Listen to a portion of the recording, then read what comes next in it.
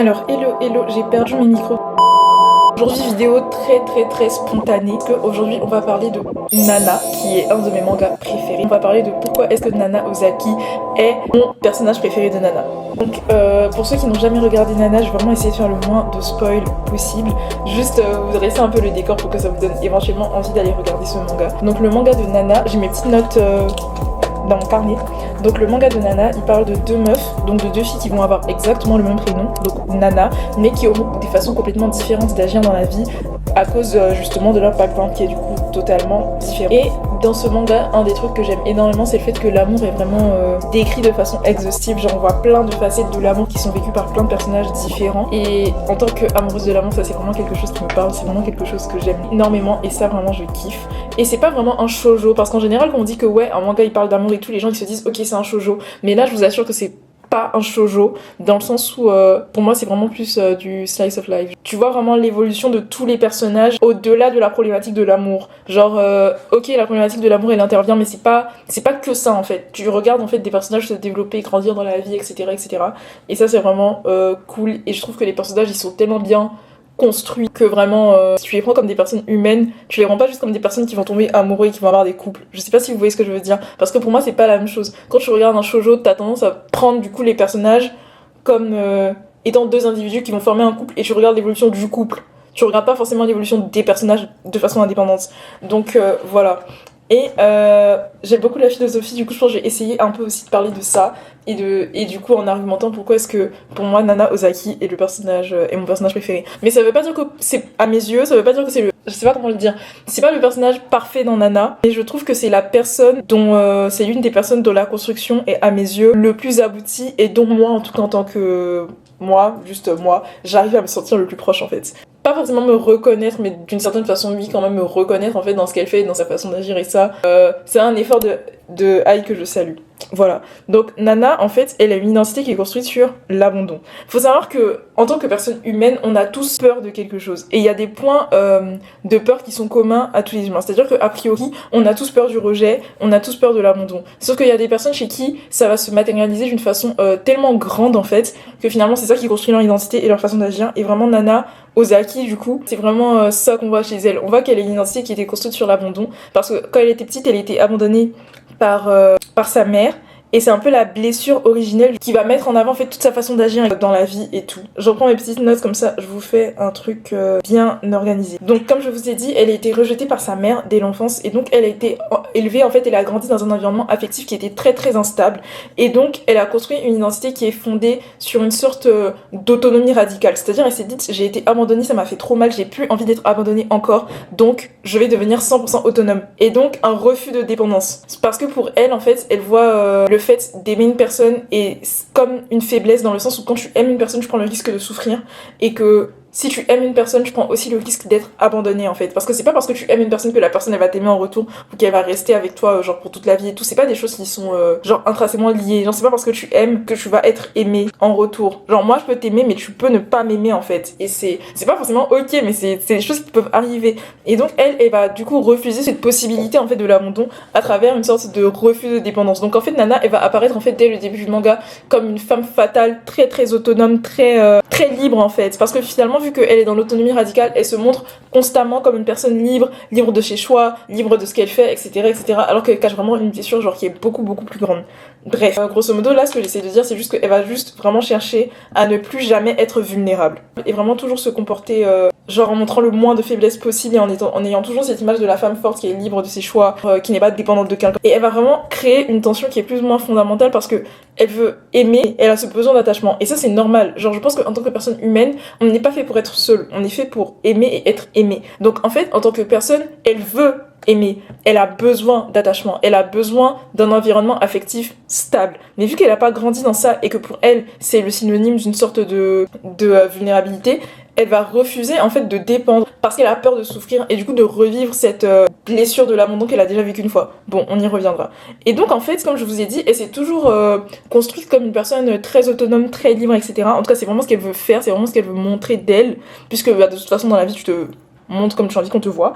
Et donc il y a vraiment cette illusion de la liberté, et ça je pense que c'est très intéressant parce qu'on peut faire un parallèle avec Sartre, donc avec la philosophie de Jean-Paul Sartre, qui est un existentialiste athée. Je pense que c'est important de rappeler qu'il est athée parce que le fait qu'il soit athée influence beaucoup sa façon de penser et donc sa façon de présenter les choses. En fait, Sartre, pour lui, la liberté c'est une condamnation. C'est-à-dire que pour lui, on est condamné à être libre. C'est genre l'homme avec un grand H. On est condamné à être libre. Et en fait, Nana, elle incarne parfaitement cette idée. Je vais vraiment essayer de pas vous faire de spoil. Mais comme je vous ai dit, elle va vraiment choisir d'avoir une identité qui est construite sur l'autonomie et la liberté. Et donc, elle va choisir de quitter son passé. Elle va choisir la musique. Elle va choisir d'aller dans une grande ville, etc.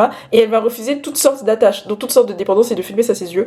Mais en fait, cette liberté, elle est lourde pour elle parce que chaque choix qu'elle va faire va l'isoler davantage. Puisque comme je vous ai dit, elle n'a pas envie en fait de se retrouver dans un cycle de dépendance. Elle n'a pas envie d'avoir trop d'attaches, etc. Donc en fait, tous les choix qu'elle va faire vont juste l'isoler encore plus. Et le truc, c'est qu'elle peut blâmer personne d'autre à part elle parce que ce sont ses propres décisions et elle cache en fait les conséquences de ses propres décisions qu'elle prend en fait. Donc c'est une sorte de figure tragique de la liberté parce qu'elle est libre, mais elle est incapable d'assumer pleinement en fait les conséquences affectives de cette liberté. Je sais pas si vous voyez. Et ça vraiment c'est un truc qui m'a beaucoup touchée et que je trouve genre hyper intéressant et hyper pertinent. Genre vraiment j'aime trop la regarder et voir en fait comment elle se comporte et tout. Et c'est vraiment quelque chose...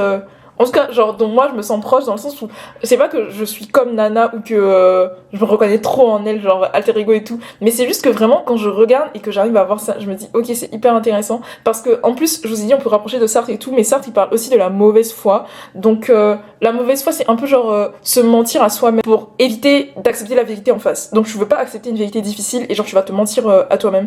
Et Nana en fait, elle va prétendre ne pas avoir besoin des autres, pouvoir gérer toute seule, pouvoir être forte seule, parce que comme je vous ai dit, elle veut aussi jouer la femme fatale et tout, donc elle veut vraiment cette image de la meuf qui est forte toute seule, mais en réalité, elle dépend énormément en fait, des personnes à qui elle s'est attachée même sans le vouloir. Donc l'autre Nana, du coup qui est Nana Komatsu, et qui méritera aussi un épisode parce que celle-là c'est un sacré numéro, elle dépend aussi profondément de son mec qui s'appelle Ren, et qui a un peu la relation qui a commencé mais qui ne s'est jamais vraiment terminée. Genre c'est l'ex avec qui c'est l'ex avec la relation toxique en fait. Voilà, c'est même pas l'ex, c'est le mec, genre avec la relation toxique. Genre ils vont se mettre ensemble, ils vont se séparer, après ils vont se mettre ensemble, après ils vont se séparer, après ils vont se revoir, mais ça va être comme si genre ils s'étaient jamais quittés. C'est vraiment ce truc de elle joue un rôle, parce que comme je vous ai dit, bah dans la vie tu te montres comme t'as envie qu'on te voit. Donc elle joue un rôle, donc ce rôle de la roqueuse forte, etc. Mais en fait c'est vraiment pour masquer une fragilité extrême en fait. Et ça, en fait, ce serait limite comme une sorte de mauvaise foi existentielle où elle est en permanence en train de se mentir à elle-même pour pas affronter en face le fait qu'au fond d'elle, elle a juste envie et elle a juste besoin d'être aimée. Voilà. Et en fait, vu que au début je vous ai dit, Nana ça parle vraiment de l'amour et ça décrit un peu l'amour de façon exhaustive et tout, et ça vraiment c'est quelque chose que j'aime beaucoup. Mais dans le cas de Nana Ozaki, on peut parler de l'amour. Voilà. Parce que comme je t'ai dit, elle a peur de l'abandon, mais elle rêve d'être aimée. Et comme... je sais plus qui l'a dit, il n'y a pas d'amour sans souffrance. Moi, franchement, c'est une phrase au début qui a été très dure à accepter pour moi parce que la première fois que j'ai entendu, j'étais en mode mais what, comment ça, comment il peut dire ça? Mais en fait, c'est tellement réel, il n'y a pas d'amour sans souffrance. Être aimé, c'est prendre le risque de souffrir. C'est comme ça en fait, c'est comme ça dans la vie. Genre vraiment, ça veut pas dire que tous les amours vont se terminer par la souffrance, ou ça veut pas dire qu'à chaque fois que vous allez aimer, vous allez forcément souffrir, parce que ça c'est un peu des phrases qu'on prend pour légitimer tout ce qui est relations toxiques, etc. Mais en fait, ça veut juste dire que dans une relation où il y a de l'amour, les choses ne peuvent pas tout le temps être linéaires, les choses ne vont pas tout le temps être à votre avantage. Il y a forcément des fois où vous allez blesser, que ce soit des plus ou moins grandes blessures, mais ça finit par arriver. Et il y a des fois où ça arrive et ça marque une fin, et d'autres fois où ça arrive et c'est le début de quelque chose d'encore plus beau, où ça permet de faire grandir vos relations, etc., etc. Mais vraiment, je pense que Nana, c'est aussi quelque chose dont elle a conscience. Je pense que Nana, elle a fini par comprendre que être aimer en fait, ça revient à accepter la souffrance et l'éventuelle peur de l'abandon. Et en fait, elle a tellement peur de ça, elle préfère mettre son rêve d'être aimée de côté plutôt que de prendre le risque de le revivre. Sauf que justement, quand elle va rencontrer l'autre Nana, ce rêve-là en elle va se ranimer. Et ça c'est très intéressant parce que les aigris diront que Nana c'est l'histoire d'amour entre deux lesbiennes et tout, alors que c'est pas du tout ça, c'est juste que ça dépeint du coup l'amitié d'une façon tellement deep et tellement profonde qu'elle est présentée plus ou moins comme elle est censée être en fait. Mais bref, je pense que je vais pas trop m'étaler dessus, mais voilà. Donc pour parler de l'amour, je pense qu'on peut aussi parler de l'amour comme dépendance et donc associer ça à Simone de Beauvoir. Donc à travers 2 points, je pense le premier point c'est le danger de l'amour fusionnel et le deuxième point c'est l'impossibilité de l'équilibre. Donc le danger de l'amour fusionnel, il faut savoir que Simone de Beauvoir elle va beaucoup critiquer l'amour où l'on se perd l'un dans l'autre. Non, on se perd dans l'autre en fait. L'amour où en fait t'es tellement épris et t'es tellement in love. En fait, t'es Louise Labbé genre. T'es tellement in en fait que tu vas te perdre dans l'autre. Que tu vas te mettre de côté pour pouvoir être... te diluer en fait pour mieux être dans l'autre. Pour pouvoir rentrer dans l'autre personne et t'y perdre en fait. T'as tellement envie d'être aimé par l'autre personne que tu vas vouloir créer cet amour fusionnel en fait où vous ne faites plus qu'un. Finalement. Et ça c'est très discutable dans le sens où genre vous voyez dans la pensée commune et tout lorsqu'on parle d'âme sœur, du fait que quand t'es en couple tu dois être avec une personne qui est complémentaire à toi, etc. On a tendance très souvent à voir du coup les relations amoureuses comme une relation où les deux personnes sont la partie manquante de l'autre et que du coup ensemble elles forment un tout, elles vont former un. Sauf que Simone de Beauvoir du coup elle va beaucoup critiquer cet amour là où la condition en fait pour former un, c'est qu'une personne va se perdre dans l'autre, une personne va se suradapter à l'autre et du coup s'y perdre et ainsi donner la possibilité du coup de faire un. Et Nana elle aussi du coup entre deux extrêmes qui sont le refus total de dépendance comme je vous ai expliqué et le désir d'amour absolu et exclusif, parce que en fait ça je pense que c'est un comportement humain, en tout cas moi je pense que c'est quelque chose de normal dans le sens où quand tu aimes une personne tu n'as pas forcément envie de la partager. Moi, je sais que si je suis amoureuse et que j'ai envie de sortir avec la personne dont je suis amoureuse et j'ai l'impression de vivre quelque chose de spécial avec lui, parce que je suis hétéro, je vais pas vouloir partager cette personne-là. Je vais pas vouloir partager ce mec. Genre, vraiment, pour moi, c'est quelque chose de normal en fait, de ne pas. Et quand je dis je n'ai pas envie de le partager, c'est pas en mode je vais l'empêcher de vivre et tout, mais j'ai pas envie que ce que lui et moi on va vivre ensemble en tant que personne amoureuse, il le vive avec d'autres personnes. Il le vive avec d'autres meufs. Et là où c'est le truc, c'est que justement, quand ça arrive dans des relations, c'est de la tromperie, c'est une trahison, c'est quelque chose qui n'est pas accepté tout simplement parce que humainement, émotionnellement et tout, tu ne te mets pas dans certains types de relations avec des personnes pour ne pas avoir une exclusivité dessus. Et le fait même d'être en couple avec une personne et du coup de en griffe porter cette étiquette de couple, c'est ce qui est censé te garantir en fait une certaine exclusivité, même si après ça c'est vraiment des schémas qui sont mentaux et tout, parce que c'est un peu en fait je veux pas comparer un couple à une famille, mais je veux dire si par exemple on prend l'exemple de la famille, une famille n'a pas d'existence tangible, la famille est une existence tangible que dans votre tête en fait, et ce qui permet en fait de donner un cadre du coup au groupe de la famille, qui est un groupe du coup social très spécial, c'est le fait d'avoir une maison, c'est le fait d'être dans un habitat partagé qui permet de donner une sorte d'identité tangible, genre vous rentrez à la maison, vous rentrez chez vous, etc. Mais sinon de façon physique, votre famille elle n'a d'existence que dans votre tête. Et c'est un peu pareil avec le couple, dans la mesure où quand t'es en couple avec une personne, c'est le fait d'avoir une étiquette sur vous qui va vous aider à rendre l'existence de ce couple tangible, parce que c'est dans votre tête en fait, et c'est comme si le fait d'avoir cette étiquette là, ça sous-entend un certain nombre de règles, dont l'exclusivité, qui est quelque chose qu'on a envie d'avoir lorsqu'on sort avec une, ou même lorsqu'on aime une personne, parce que si toi t'as une meilleure pote ou un meilleur ami, t'as pas forcément envie qu'il en ait 5 autres, tu vois. Donc voilà, et donc dans sa relation amoureuse en fait, elle veut être aimée totalement, mais genre quand je vous dis totalement, elle veut être aimée de la façon la plus profonde possible, mais en même temps, elle veut pas perdre son autonomie. Elle est pas prête à faire des compromis, elle est pas, parce qu'elle a l'impression qu'en fait, si elle est aimée totalement et elle l'officialise du coup en portant cette étiquette-là, elle va se mettre dans une boîte et elle va perdre son autonomie, elle va perdre sa liberté, elle va perdre cette possibilité en fait qu'elle a de tout le temps faire des choix qui l'empêchent de souffrir. Sauf que comme je vous ai dit, elle fait des choix qui l'empêchent de souffrir mais qui finalement sont la cause de sa souffrance. Bref. Donc cette position elle est vraiment intenable, et ça vraiment c'est hyper intéressant genre à regarder, à analyser et tout. Et ensuite comme je vous ai dit, le point numéro 2 avec Simone de Beauvoir, c'est l'impossibilité de l'équilibre, parce que selon Beauvoir en fait un amour sain il suppose que les deux sujets soient libres. Du coup là si on dit ça comme ça fait un peu libertin et tout, mais Nana en fait elle veut posséder sans être possédée, mais en même temps elle veut aimer sans être vulnérable, alors que en fait